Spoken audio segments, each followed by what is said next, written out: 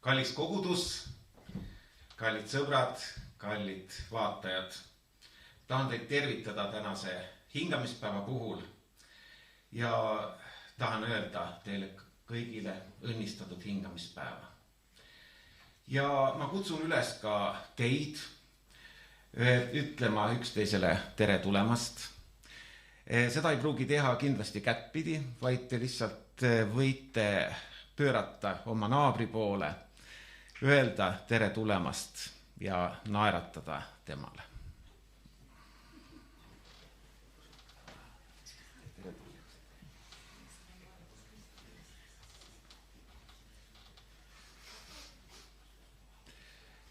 Ja alguseks ma ütleks mõningad teated.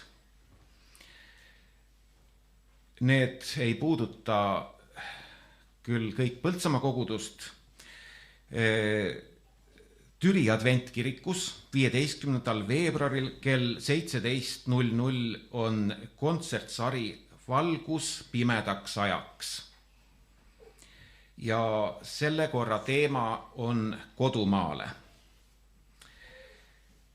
Muusikud, kes seda kontserti sisustavad, on Aita Kaaver sopran, Camilla Kaaver viiul, Kärola Kaaver tšello ja Rein Kalmus klaveril.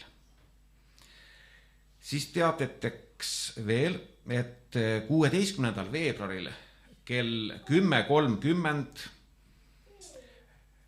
kuni 17.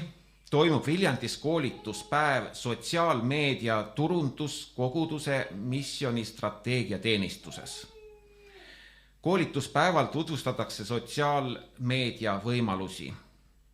Jagatakse praktilisi näpunäiteid ja erinevate adventkoguduste kogemusi sotsiaalmeedia kanalites.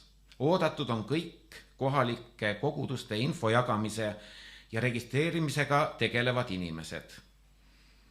Osalemise tingimuseks registreerumine lehel registreeri.advent.ee.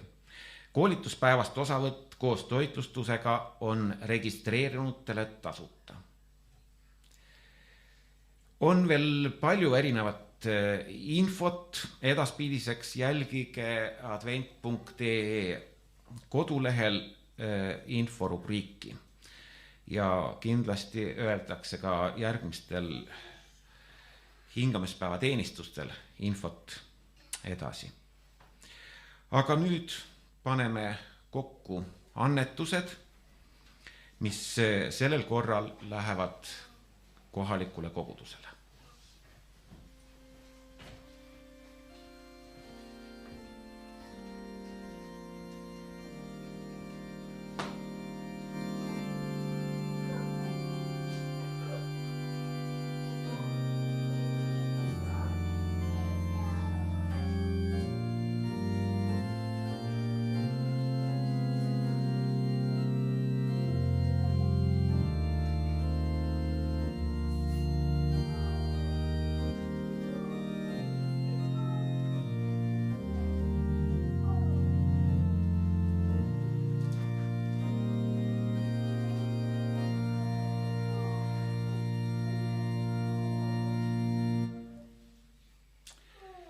Ja selle jumalateenistuse alguseks võtame laulu oma lauluraamatutest, laul number 29.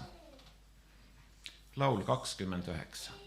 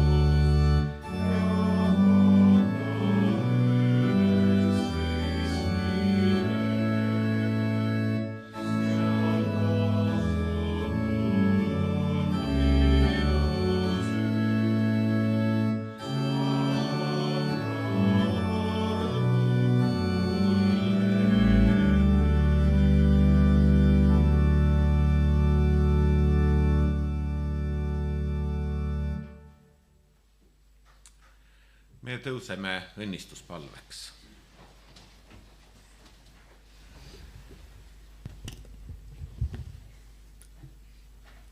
Kallis taevaisa, aitäh, et me saame tänane hingamispäev olla kõik siin koos. Palun õnnista seda Jumala teenistust. Palun õnnista ka seda kogutud annetust, mida me oleme saanud täna koguda. Aitäh, et see võiks minna sinna, kuhu sina näed seda heaks. Palun ole oma püha vaimuga meile ligi nüüd, kes me kõik siin Põltsamaal koos oleme, aga ole ka kõikidega, kes kodudes vaatavad siit ülekannet. Ja me täname, et me saame alati sinu poole pöörduda kõiges ja me täname, et sa alati kuulad meie palveid. Kõigest täname sind, kallis taevasa. Jeesuse nimel, aamen.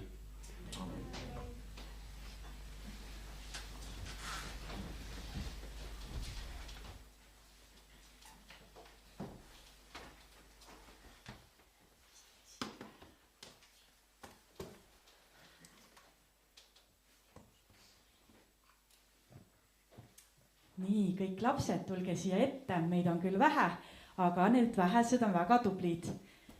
Ja suured lapsed võivad ka tulla, kui nad julgevad. Või siis lapsemeelsed. Nii, Hanna-Miial on üks vahva luuletus. Loeme selle koos ette kõigile. Kord oli osahne arakas, kes oli väga varakas, tal oli pesa asju täis, kuid veelgi otsimas neid käis. Ei varastanud ta, ei, vaid kohe lihtsalt leidis neid, miks jäeti asja paukile ja uksed naukile. Nii kogunes tal oli, et endal lõpu kitsas oli ja ilma olulisest, kuid tarakas ei jooninud, sest siis tuli külm ja varbaid pures, ilm kibedasti nahutas. Aga temal oli ainus mure, tõus uusi asju mahuta. Vot, kus oli lugu, oli üks ahne arakas, kes kogus siis endale nii palju vara, et kui külm tuli ja hakkas varbaid näpistama, siis see arakas ei mahtunud enam pessa ära ja ei saanudki mõelda, kuidas tal suvepesas oleks, vaid tal olid olulised asjad. Ja nii on ka meie elus vahest niimoodi, et teate, et on ka suuri inimesi, kes vahest koguvad nii palju asju oma ellu ja asjad saavad nii tähtsaks, et ei ole aega märgata näiteks oma lähedasi inimesi või kui keegi küsib, et kuule, ma tean, et sul seal on kogutud hästi palju taldrikuid, et kas sa laenaksid mulle taldrikuid, siis inimene ei laena taldrikuid, kui ta näeb, et teisel on hädasti vaja näiteks, aga ta on nii ahne, et tema asjad ju muudkui kogub ja kellelegi ei tee head ja ei taha nagu jagada ka. Et inimestega niimoodi on ka meie elus nagu ahned harakad oleme, kogume seda vara, mis meie ümber on. Aga piiblis on üks hea tähendamissõna. Kas te teate seda lugu, kuidas üks rikas noormees läks Jeesuse juurde? Kas tuleb tuttav ette? Sina tead seda lugu. Sa oled ükskord lastetunnis sellest rääkisid, aga oli üks rikas noormees, kes läks ühel päeval Jeesuse juurde. Ma näitan teile siit samas pilte ka, te võite lähemale tulla ja ma loen teile seda. Ta läks siis selle Jeesuse juurde ja ütles, et mida ma peaksin tegema, et saada taevasse.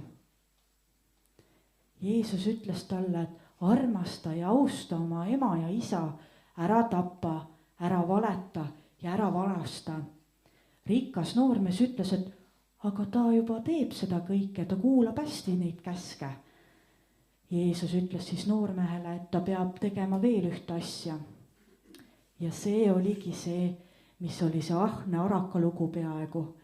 Ta ütles, et ta peab kõik oma vara maha müüma. Kõik, mida ta oli kogunud, selle ta pidi ära andma. Ja seejärel sai noormees temale järgneda. Aga teate, vot see noormees hoolis oma varast palju rohkem ja ta ei olnud nõus sellest loobuma. ja tema jaoks oli see palju tähtsam kui Jeesus. Aga teile ma ütlen ka, et mõelge, kas ikka asjad peaksid meie südamesse mahtuma või võiks mahtuda meie südamesse Piibel, kus Jumal on meile kirjutanud, mis päästab meid, mis aitab meil taevasse saada. Nii et ärge olge ahned arakad, vaid mõelge alati sellele, mis on hea kanda oma südames. Ilusat hingamispäeva! Kukku! Nii, minge istuge!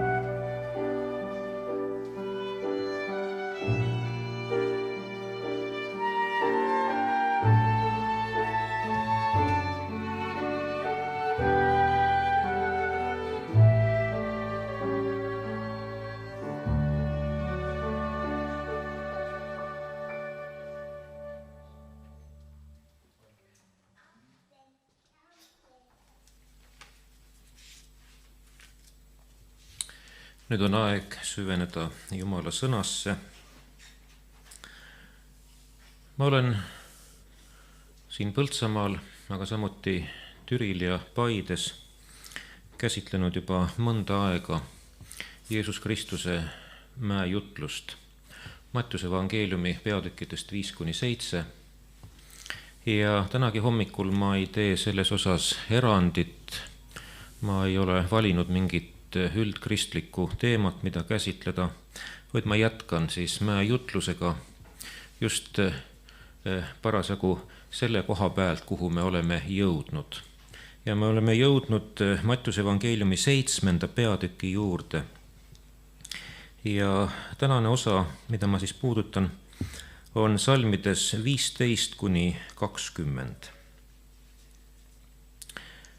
Hoiduge valeprohvetite eest, kes tulevad teie juurde lambanahas, seestpidi aga on kiskjad hundid. Te tunnete nad ära nende viljast. Ega viinamarju korjata kibuvitstelt, ega viigimarju ohakailt. Nõnda siis kannab iga hea puu head vilja, aga halb puu halba vilja. Hea puu ei või kanda halba vilja, ega halb puu kanda head vilja. Iga puu, mis ei kanna head vilja, raiutakse maha ja visatakse tulle. Küllap te tunnete nad ära nende viljast. Hoiduge valeprohvetite eest.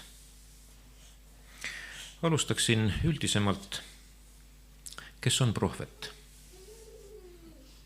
Kes on valeprohvet? Prohveti tavamääratlus inimeste seas on, et prohvet on inimene, kes ennustab tulevikku, annab profeteeringuid, mis puudutavad tuleviku sündmusi. See on tõene väide, aga see on siiski väga kitsas prohveti määratlus. See võib mõnegi inimese jaoks olla üllatav, kuid prohvet, ütleme ka õige prohvet, ei pruugi tegelikult anda isegi mitte ühtegi ajalist prohvetikuulutust. Meenutagem, keda nimetas Jeesus Kristus kõigi aegade suurimaks prohvetiks. Loomulikult ristija Johannest. Johannesel oli väga tugev sõnum oma kaasaegsetele. See oli, ütleme, kõigi aegade olulisim sõnum ühe prohveti suust. Ta oli tee valmistajaks Messiale, tee valmistajaks Jumala pojale Jeesus Kristusele. Kuid me kõik teame, et ristja Johanneselt ei pärine ju mitte ühtegi ajalist prohvetikuulutust, mille täitumine ulatuks kas 5, 10, 50, 100 või näiteks 500 aasta taha. Ta oli prohvet oma ajastu jaoks ja tema sõnum, nagu ma nimetasin, oli ülioluline. Ja sellest johtuvalt võime prohveti nime all mõista inimest, kes on saanud Jumalalt mingi sõnumi, edastamaks seda kas siis Jumala rahvale või ka mingile muule, võib-olla laiemale sihtgrupile. Nii et prohvet on nagu Jumala suu, kes õpetab oma rahvast. Nüüd küsimus, kes on valeprohvet? Kellest või millest räägib Jeesus siin mäejutluses?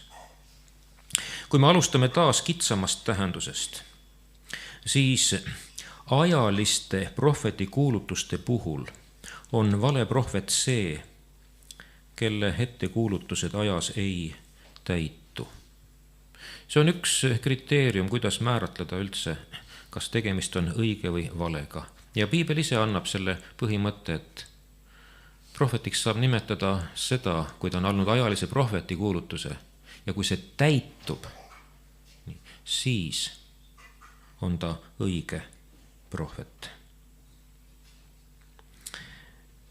Valeprohveti puhul ilmselt sellised ettekuulutused ei täitu. Nii et me võime öelda, et sisuliselt ennustab ta valet.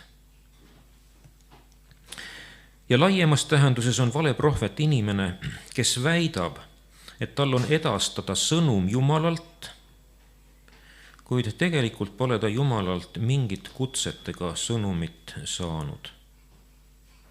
Sõnum on tegelikult tema enda oma. ja ilmselt ka tema prohvetina esinemise motiivid on väärad. Keskmes ei ole mitte Jumal, vaid tema, prohvet ise. Ja eesmärgiks ei ole mitte Jumala kasu, vaid prohveti enda kasu. Selline oleks siis prohveti ja valeprohveti määratlus nii-öelda laias laastus. Ja detailsemaks ma hetkel siin ei lähe. Ajaloost me teame, et Iisrael tundis ja teadis mõlemaid, nii õigeid kui valeprohveteid. Huvitav on see, et Jeesus, kui ta räägib siin valeprohvetitest, siis kasutab ta kujundit lambast ja hundist. Tema kuulajatele tol ajal oli see mõistetav, sest juudid kasutasid lambanahka riietuses suhteliselt ohtralt, eriti vaesem rahvas. Silmas pidades, et Palestiina kiltmaa asub merepinnast kusagil 800 kuni 1000 meetrit üle merepinna, olid talved seal suhteliselt jahedad. Ja eriti veel, kui näiteks just karjased pidid oma loomi väljas karjatama, siis oli soe riideese alati teretulnud. Ja ütleme siis, võib-olla meie mõistes nagu lambanahkne kasukas. See hoidis, et nad ei külmetaks.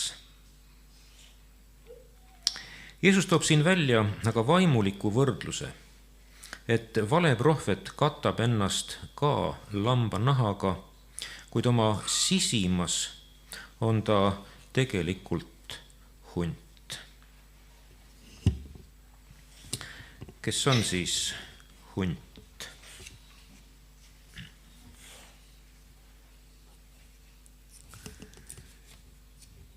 Loeme teksti prohvet Hesekieli raamatust 22.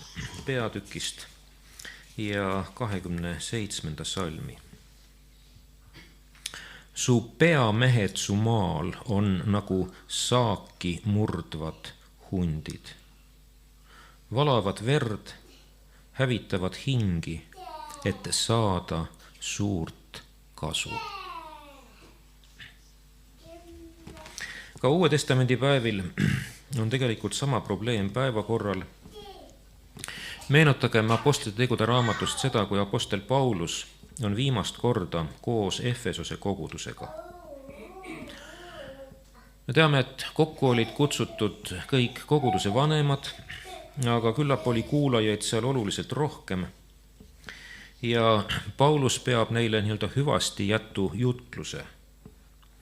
Ja Paulus hoiatab seal kogudust ohtude eest, mis kogudust pärast tema lahkumist varitsevad. Ja me võime lugeda Pauluse sõnu Apostlite tegude 20. peatükist ja siit salmid 29 ja 30. Paulus ütleb, et mina tean, et pärast minu äraminekut tulevad teie sekka julmad hundid, kes karja ei säästa. Ja teie eneste seast tõusevad mehed, kes moonutavad tõde, et vedada jüngreid eneste järele. Nii et tegelikult ka needki tekstid räägivad meile ühte kui teist valeprohvetitest, nende motiividest, nende eesmärkidest. Ja pehmelt öeldes me näeme siin ka, nagu Paulus ütleb, et need eesmärgid ei ole mitte koguduse sõbralikud. Nad ei tegutse mitte koguduse ühtsuse ja koguduse terviku huvides, vaid nende tegevus on destruktiivne. Nende tegevus on kogudust lõhkuv ja lammutav. Ükskõik siis, kuidas nad ka ise seda asja esitavad. Püütakse inimesi enda järele tõmmata, olgu siis tõesti motiivid millised tahes. Nüüd aga kõrvalepõikena pisut sellist huvitavat infot. Nagu me apostel Pauluse kirjadest teame, ka Apostolitegude raamatust, iseloomustas varakristlikku kogudust püha vaimu andide olemasolu. Ja nagu me teame, püha vaimu andide hulgas oli ka prohvetlikult kõnelemise and.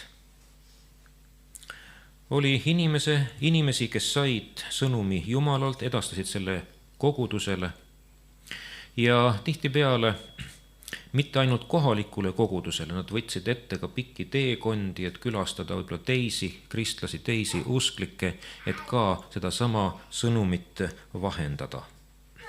Ja nüüd on huvitav, et esimesel sajandil olid koguduses välja töötatud juba teatud põhimõtted ja nõuded prohvetite suhtes. Arvatavalt just esimesest sajandist pärineb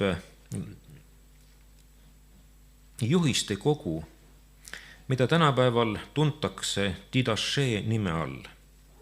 Didache ehk 12 apostli õpetus. Ja selles on ka siis räägitud midagi prohvetite kohta.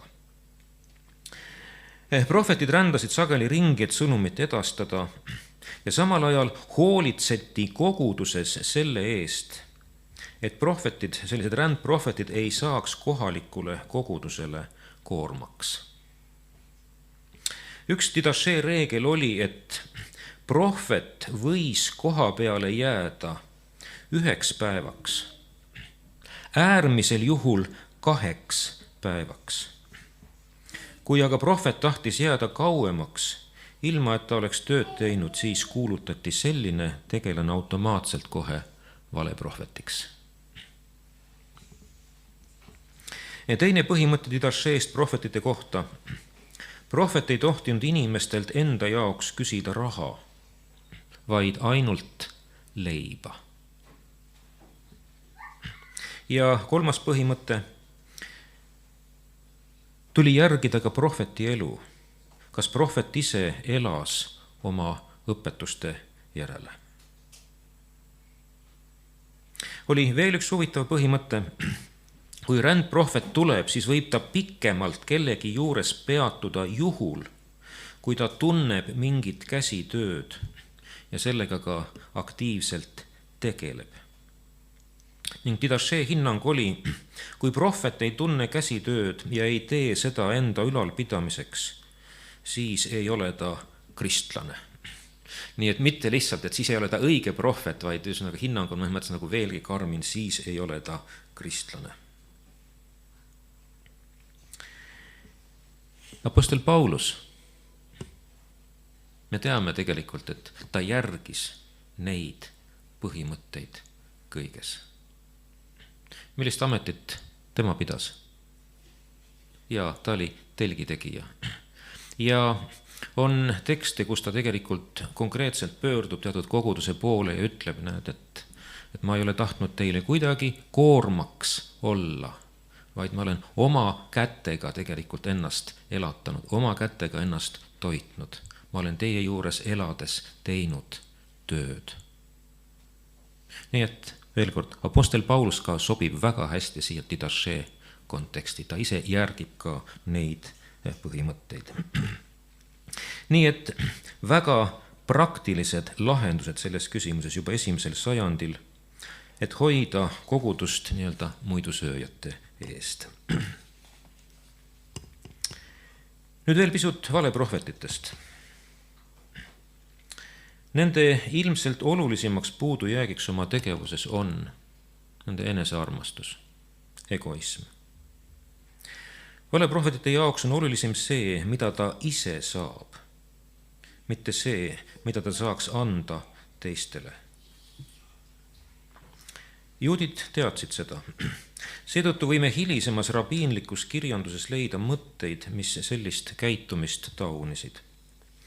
Näiteks üks juhtidele tuntud rabi Saadok on öelnud: ära tee oma käsu tundmisest endale krooni, et inimeste ees ilutseda.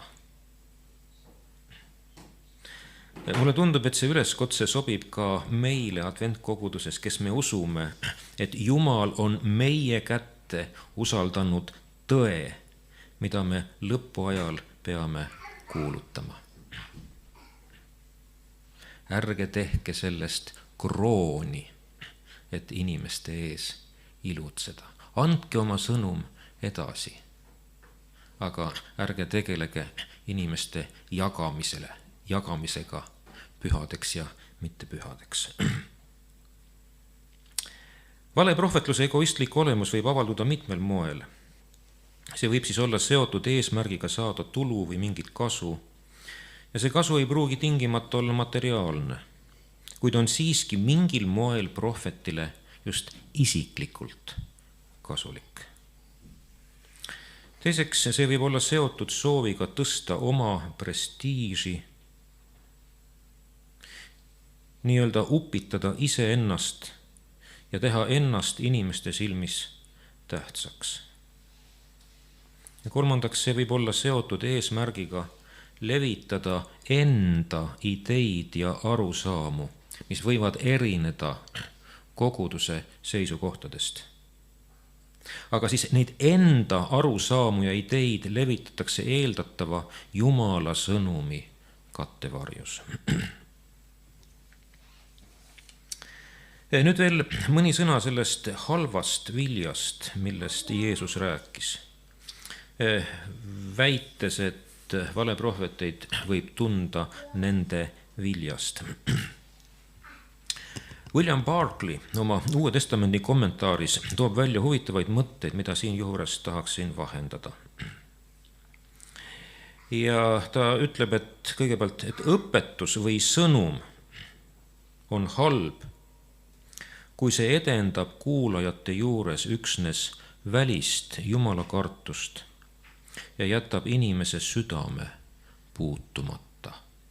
Nii et siin William Barclay poolt öeldu tegelikult me võime siis mõnes mõttes ka vaadata nagu laiemas kontekstis seda.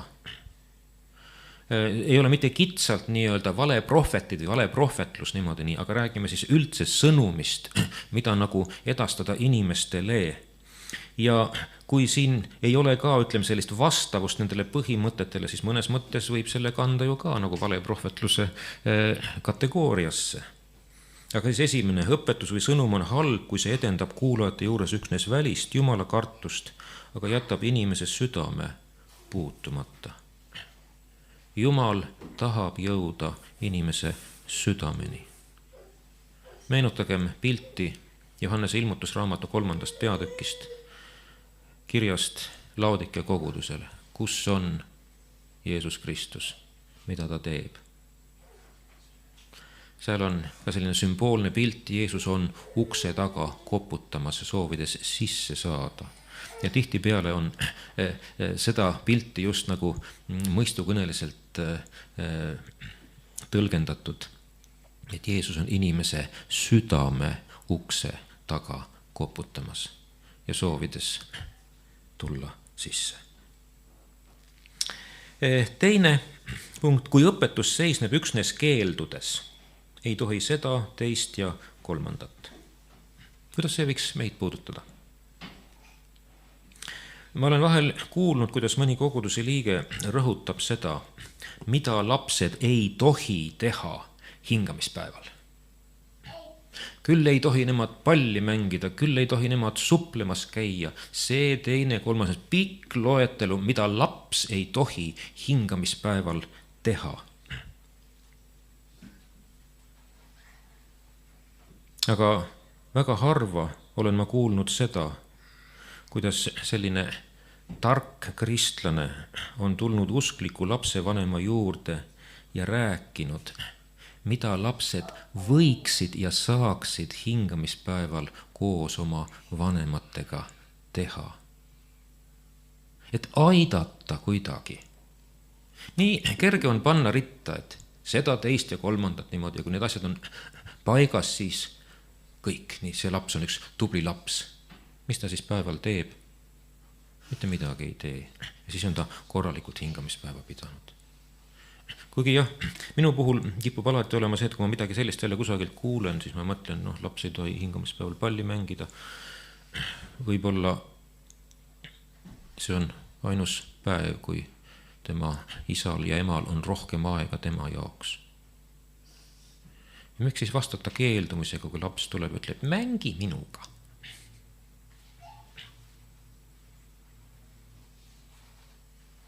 Kus siin töö on, mida 4. käsk keelab tegemist? Nii, õpetus ei ole hää, kui see seisneb üksnes keeldudes, ei tohi seda, teist ja kolmandat. Kolmas asi, mida William Barclay ütleb, et õpetuse halb vili on see, kui õpetus muudab religiooni nii-öelda kergeks.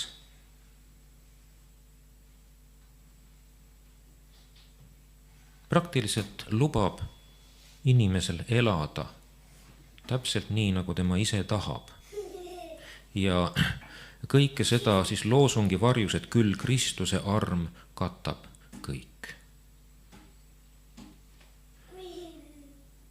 Pühakiri räägib mitmes kohas seda, et üheks pääsemise kriteeriumiks on Jumalale pühendumine, milles see pühendumine avaldub. Ütleme siis lihtsas maakeeles sõnakuulelikkuses Jumala tahtele. Aga selle juurde me veel tuleme lõpus. Barclay toob veel välja, et hea ei ole see, kui õpetus lahutab religiooni igapäevasest elust. Siin me võime rääkida nii-öelda kiriku näost, argipäeva näost. Ma ei hakka rääkima siin kloostri kui sellise institutsioonist. Mõnes mõttes see on ju ka tegelikult nagu eraldumine teistest inimestest, küll ilusa eesmärgi saavutamiseks. Aga samal ajal, kas see ei lähe mitte mööda sellest, kui Jumal on öelnud Jeesus Kristuses Mattuse evangeeliumi lõpus, et minge kõike maailma, mitte eralduge inimestest, vaid minge inimeste juurde. Näidake oma eluga, mida tähendab tõeline kristlus. Teenige neid, juhtige ja aidake neid Kristuse juurde. Ja viimane, mida William Barclay välja toob, et halb vili on see, kui õpetus või sõnum paneb kedagi teistele vaatama ülevalt alla. Nii-öelda mina olen parem, mina olen püham, minu õpetus on õigem ja nõnda edasi. Et need on sellised asjad ka, mis vajavad mõtlemist ja mida me kaudselt võime siduda just sellise vale prohvetlusega, Jumala tõe võib-olla väära esitlusega. Nii, aga nüüd tuleme otseselt mäejutluse juurde jälle tagasi ja kokkuvõtte osas küsiksin, et aga miks Jeesus siin kõige muu olulise kõrval hakkab äkki rääkima valeprohvetitest? Kas see on mingi asi eneses või on see nii oluline asi, et sellele peab ka mäejutluses mingi nurgakese lihtsalt leidma? Küsimus on see, kuidas me piiblit loeme, kuidas me piiblit tõlgendame. Me ei saa ühtegi teksti lahutada tema kontekstist. Ja kui Jeesus räägib siin valeprohvetlusest mäejutluses, siis tegelikult, see kehtib üldiselt selle teema kohta küll, aga mäejutluses on sellel valeprohvetlusel oma kindel konkreetne kontekst. Ja sellega tuleb meil arvestada. Mäejutlus on meile kirja pandud Mattuse evangeeliumis peatükkides 5-7. Need salmid on siin praktiliselt 7. peatüki keskel või praktiliselt juba nii-öelda lõpupoole. Nii et Jeesus tegelikult hakkab siin ka, nagu ütleme, midagi kokku tõmbama. Ta hakkab tegema kokkuvõtet.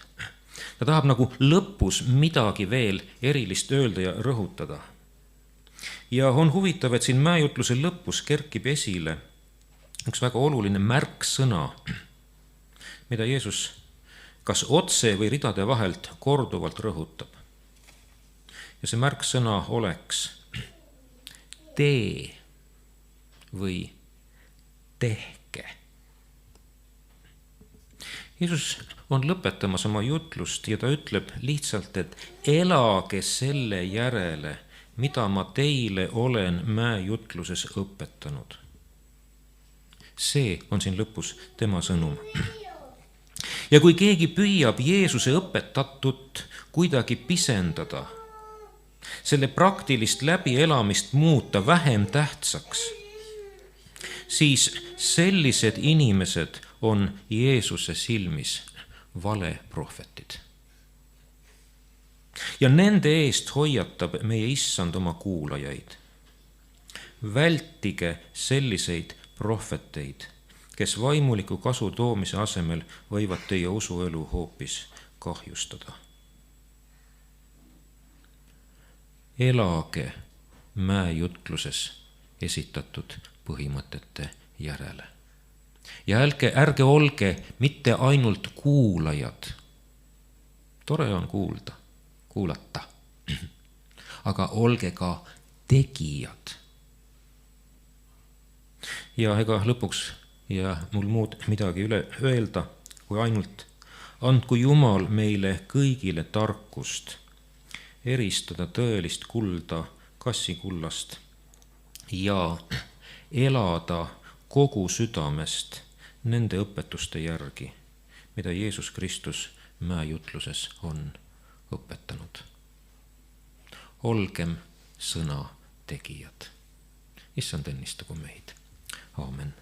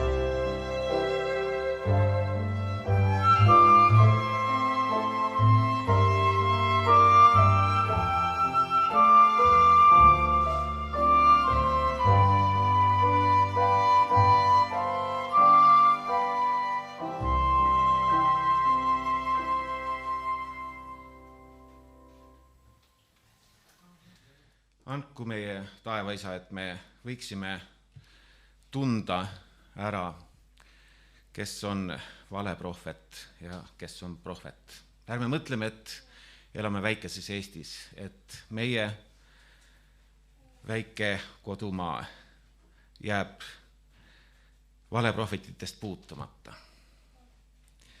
Piibel on öelnud, et lõpuajal tulevad, nagu me kuulsime sõnast. Aga meie teenistus on päris lõpusirgele jõudnud.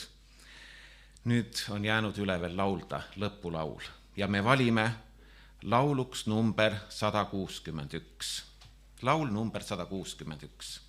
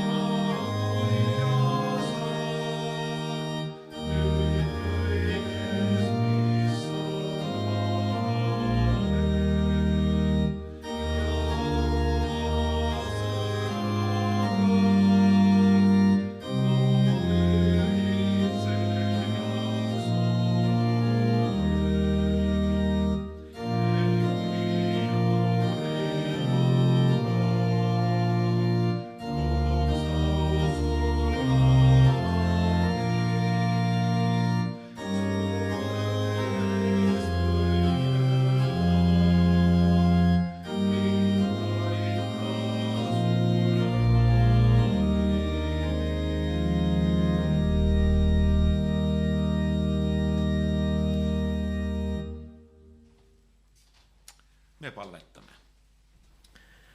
Kallis taevane Isa, me täname sind nende hetkede eest, mida me saame koos ühise koguduse perena veeta.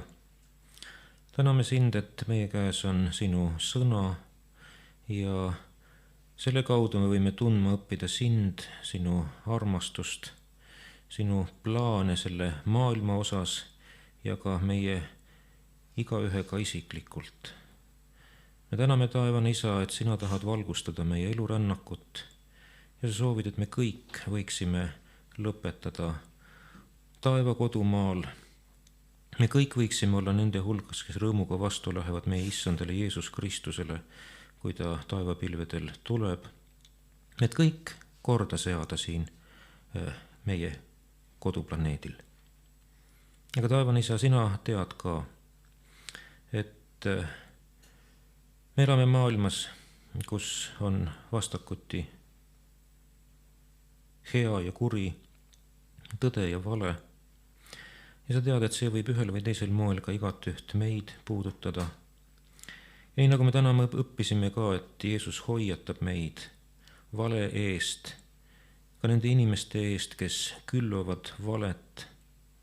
Ja ta kutsub meid üles erilisse osadusse endaga, et me võiksime kõndida tema jälgedes, nii et me võiksime reaalselt, elavalt oma elus läbi elada neid õpetusi, mida ta on meile jätnud mäejutluses. Issand, aita meil siis palun mõista seda Jeesuse kõnet. Aita meil mõista kõiki neid põhimõtteid, mida ta on selle kõne näol ka meile igale ühele isiklikult edastanud. Ja anna meile palun jõudu, anna meile tahet kõike seda avatud südamega vastu võtta ja kogeda, et elada seda läbi. See on meie kõige suurem õnn. Nii me usaldame, taevani Isa, endid sinu kätesse ka tänasel päeval. Juhi meie samme, kingi meile oma püha vaimu ülevalt, vii meid edasi meie vaimulikus kasvamises ja aita meil alati olla sinule head lapsed, sinu ustavad tunnistajad, kellest sinul on hea meel ja meil kindlasti rõõm sinust. Me usaldame endid sinu kätesse ja me täname sind kuuldud palve eest Jeesus Kristuse, meie kalli lunastaja nimel. Aamen.